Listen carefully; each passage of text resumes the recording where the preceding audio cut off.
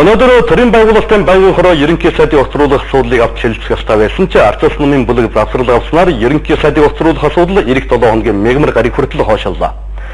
Сүүлийн 2 өдөр бүдгийн хурлууд улсын хурлын чуулганы хүртэл гацаан байж хүрэлцэн ардчилсан номын бүлэг дотроо нэгдсэн байр суурьнд хүрч чадаагүйгээс завсрал авлаа гэх хүн олон байна.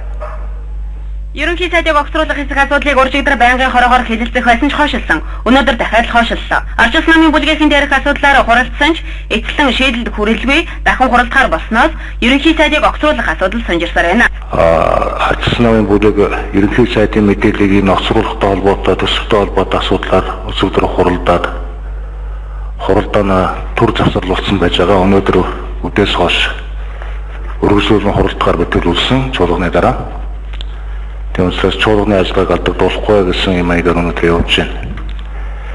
Энэтэй холбогдуулаад ерөнхий сайдыг огцруулах асуудлаар эх 7 хоногийн 3 дахь өдрийн байнгын хорооны хорол хүртэл ардчилсан намын бүлэг завсрал авч байна.